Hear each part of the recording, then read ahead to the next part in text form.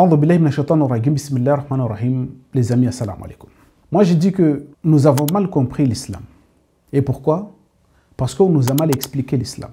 Et si nous ne remettons pas en cause cet héritage qui nous apprend un islam qui n'est pas l'islam originel, nous allons faire les mêmes bêtises. Nous allons expliquer à nos enfants un islam qui n'est pas le vrai islam. Pourquoi? Parce que l'islam originel, c'est un islam qui impose la paix, l'harmonie, le vivre ensemble.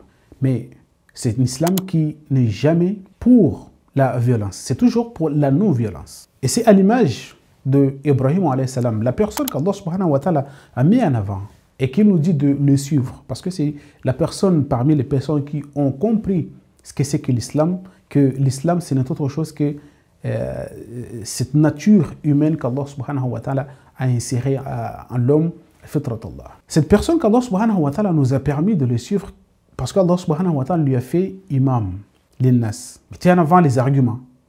C'est ainsi qu'il a discuté avec sa famille. Essayez de savoir est-ce que vous consacrez tout votre temps, est-ce que vous adorez, et ce sont des choses qui vous servent à quelque chose ou vous nuisent à quelque chose, non. Il a trouvé que ces choses-là ne servent à rien du tout. Ces idées-là ne servent à rien du tout. Cet héritage que sa communauté ne veut pas lâcher ne sert à rien du tout. Et il a dit, moi je me désolidarise de cet héritage. Et c'est lui-même, Ibrahim alayhi salam, qui a dialogué avec celui qu'Allah subhanahu wa ta'ala lui avait donné la royauté. Allah subhanahu wa ta'ala يقول ألم تر إلى الذي حاج إبراهيم في ربه أن آتاه الله الملك إذ قال إبراهيم ربي الذي يحيي ويميت قال أنا أحيي وأميت قال إبراهيم فإن الله يأتي بالشمس من المشرق فأت بها من المغرب فبهت الذي كفر والله لا يهدي القوم الظالمين. N'as-tu pas su l'histoire de celui qui, parce qu'Allah l'avait fait roi, argumenta contre Ibrahim? Et Ibrahim de lui dire, j'ai pour Seigneur celui qui donne la vie et la mort. Et l'autre de répondre que moi aussi je donne la vie et la mort. Ibrahim alayhi salam, lui, il est tranquille, il poursuit sur son argument. Ainsi, Ibrahim ayant dit, puisqu'Allah fait venir le soleil du levant, toi fais-le donc venir du couchant. Et en ce moment-là, vu qu'il n'a pas d'argument, il est à court d'argument, il a réalisé que Ibrahim alayhi salam, il est dans le vrai, la personne qui argumentait avec Ibrahim restait confondue, et Allah subhanahu wa ta'ala jamais ne guide pas ceux qui s'enténèbrent de justice. C'est ça, c'est l'enseignement qu'il faut qu'on essaye de comprendre, qu'on essaye de mettre en pratique. Ce que j'aime Ibrahim alayhi salam, et comme tous les prophètes, nous avons lu parcouru les dialogues qui sont dans les livres saints, que tout le temps, c'est des dialogues entre ceux qui rejettent la foi, ceux qui savent la vérité, mais qui l'enfouissent, contre les prophètes. Et c'est tout le temps, c'est ça, c'est les arguments qui font que des gens à côté vont se convertir, ou des gens à côté vont embrasser l'islam, embrasser la foi. C'est ce que nous voulons dire, que l'islam, c'est uniquement des arguments et non de la violence. De la violence qui passe par des propos, de la violence qui passe par des actions. Cette violence est complètement bannie dans ce projet qu'on appelle islam. Mais le problème, c'est que l'islam qu'on nous enseigne aujourd'hui, qui se trouve dans des manuscrits, dans l'héritage que nous avons aujourd'hui, c'est l'islam du 9e au 10e siècle, l'islam des Omeyyades, l'islam des Abbassides, l'islam de ceux qui étaient affamés du pouvoir, assoiffés du pouvoir, des despotes et des tyrans qui ne voulaient autre chose que le pouvoir. Et à leur côté, il y a ce qu'on appelle les compagnons, ou il y a ceux qui s'est nommé compagnons, auxquels nous savons à partir de l'histoire qu'ils étaient aux côtés des rois, qui livraient des informations totalement erronées, ont imposé un islam qui n'est pas l'islam initial. Cet islam qu'aujourd'hui est préservé par des savants, des gardiens du temple, qui protègent l'islam, qui est dans notre héritage, que nous appelons héritage islamique, contre l'islam qui est dans le Coran, le Karim, contre l'islam qui se trouve dans les livres divins. Mais ce n'est pas l'origine de l'islam.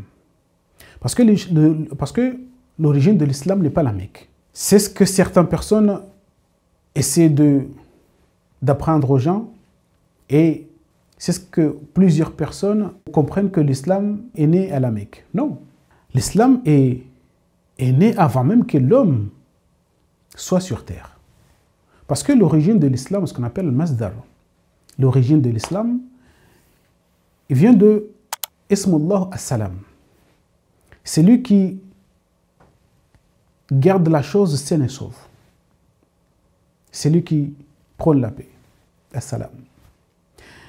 Et tout de suite, l'adoration qui découle de ces isms, c'est al-abadat al-islam lillah. Et la personne qui adhère à ces projets, il s'appelle musulman, musulman.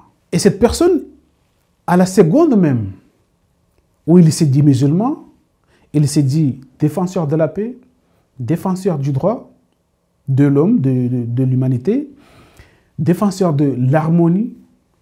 Tout de suite, il est non violent. Tout de suite, il est ouvert. Et tout de suite, il accepte le vivre ensemble. Ça, on appelle ça musulman. C'est personne, encore une fois, qui est musulman, il a le choix de choisir, parce qu'il fait des bonnes actions en tant que musulman. Mais ces actions-là ne sont pas forcément parce qu'il est musulman envers Allah. Il est musulman lillah. Non. C'est par la suite qu'il va choisir que ces actions qu'il fait, puisqu'il fait des bonnes actions, il va les placer auprès d'Allah. Allah subhanahu wa ta'ala huwa as-salam. Et tout ce que tu places auprès de lui, cette chose-là va rester intacte. Du coup, la personne qui a choisi de remettre ses actions, de donner confiance à Allah, de faire confiance à Allah et lui donner ses actions comme dépositaire, ce qui veut dire qu'il réalise qu'il fait ses actions pour satisfaire Allah et pour l'objectif principal, c'est Allah. Et il a la conviction est sûr et certain, il a la foi que ses actions, il y a un jour, lorsqu'il sera mort, il sera de nouveau ressuscité pour qu'il puisse bénéficier de ses actions. Ça, cette personne, on appelle muslim liwajhillahi, muslim lillah.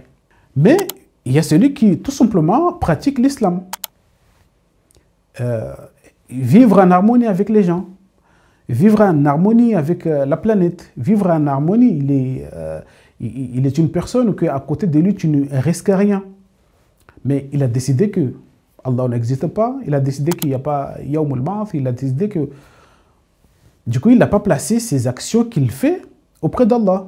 Ça, son problème avec Allah. Et Allah subhanahu wa ta'ala, c'est lui le juge qui le juge. Mais cette personne, il a préféré faire les amal salih, mais il a préféré ne pas croire à Allah et croire au jour dernier. Ça aussi, c'est un musulman. Mais c'est notre catégorie de musulmans. Donc, c'est cet islam qui n'a pas d'identité. Cet islam qui n'impose à personne de croire à Allah, parce qu'Allah subhanahu wa ta'ala n'impose à personne de croire en lui. Il n'a pas besoin que tu crois en lui ou pas. C'est ton problème. Si tu décides de croire en lui, lui, il t'expose juste les conséquences. C'est à toi de décider par la suite si tu crois en lui, si tu mets en sécurité tes bonnes œuvres ou pas. C'est ton choix par la suite. C'est cet islam que tout le monde doit savoir. Mais ce n'est pas le soi-disant islam qui prône la violence, la guerre. Mais l'islam, ce n'est pas cet islam qu'on nous a fabriqué, l'islam de la haine, l'islam de la haine, de la confrontation physique, et de la violence. Tout ça, c'est un islam qui est dans les livres, dans les manuscrits de l'histoire qui a vu le jour au Xe siècle. C'est ce qu'on appelle l'islam politique.